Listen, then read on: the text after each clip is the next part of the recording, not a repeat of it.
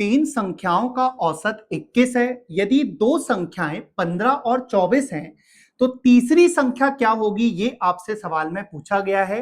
तो आइए आज मैं आपको औसत के इस मोस्ट इंपॉर्टेंट सवाल की एकदम आसान ट्रिक सिखाता हूं। तो तीन संख्याएं हैं और इनका औसत यानी कि एवरेज 21 है।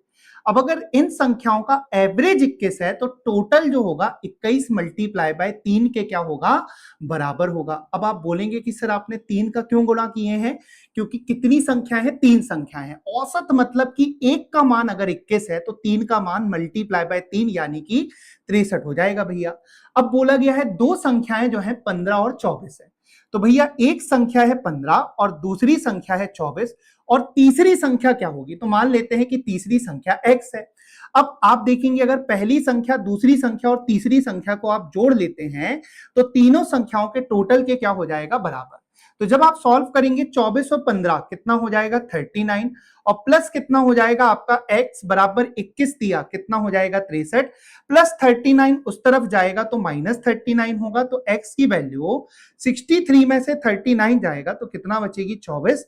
तो हमारे इस क्वेश्चन का करेक्ट आंसर जो होगा ऑप्शन सी 24 के बराबर होगा। और सवाल देखिए आप, चार संख्याओं का औसत यानी कि एवरेज 25 है।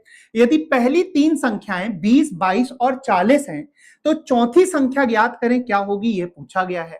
अब आप यहां पर भी देखिए तो चार संख्याएं हैं और इनका औसत यानी कि एवरेज 25 है। अब अगर इनका एवरेज 25 है तो टोटल 25 मल्टीप्लाई बाय 4 के क्या हो जाएगा, बराबर। अब आप बोलेंगे सर 4 का गुणा क्यों किया, क्योंकि कितनी संख्याएं हैं, चार संख्याएं।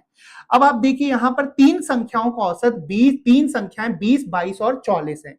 तो भैया एक संख्या है आपकी 20, दूसरी संख्या है 22, तीसरी संख्या है 40 और चौथी संख्या क्या होगी, तो मान लेते हैं चौथी संख्या x है। अगर आप इसको जोड़ देंगे ना तो चारों संख्याओं के टोटल के क्या हो जाएगा, बराबर। तो 40 और 20 60 और 22 कितना हो जाएगा 82 और प्लस कितना हो जाएगा आपका x बराबर 25 चौके कितना हो जाएगा 100। उसके बाद प्लस 82 उस तरफ जाएगा तो माइनस 82 होगा। तो x यानी कि चौथी संख्या जो होगी 100 में से 82 जाएगा 18 बचेगी, यानी कि ऑप्शन सी आपका करेक्ट आंसर होगा। अगला प्रश्न देखिए आप, तीन संख्याओं का औसत यानी कि एवरेज 30 है। यदि दो संख्याएं 25 और 24 हैं तो तीसरी संख्या क्या होगी, ये आपसे सवाल में पूछा गया है। तो आप देखिए तीन संख्याओं का औसत यानी कि एवरेज अगर 30 है तो टोटल 30 मल्टीप्लाई बाय आपको इसका आंसर जो है ना, इसका आंसर आपको क्या करना है, सॉल्व थोड़ी करूंगा मैं, इसका आंसर आप मुझे कमेंट में बताएं। और अगर आप ऐसे ही एकदम बढ़िया ट्रिक के साथ शुरुआत से पूरा का पूरा मैथ्स और रीजनिंग दोनों सब्जेक्ट मुझसे पढ़ना चाहते हैं तो स्क्रीन में दिए गए नंबर 8517851701 इस नंबर पर भैया पूरा भरोसा करके आप व्हाट्सएप में क्या कर सकते हैं, मैसेज। और इस नंबर के द्वारा व्हाट्सएप में जो इंफॉर्मेशन दी जाती है ना उसको आंख बंद करके आप फॉलो करके मेरे मैथ्स और रीजनिंग के ऑनलाइन फाउंडेशन कोर्स 2.0 को ज्वाइन कर सकते हैं। इसमें हर दिन करीब 3 घंटे में पूरी ईमानदारी से आपकी मैथ्स रीजनिंग की लाइव क्लास लेता हूं, जिसे अगर आप लाइव ना चाहें देख पाए तो जब चाहें जितनी बार चाहें रिकॉर्डेड देख सकते हैं।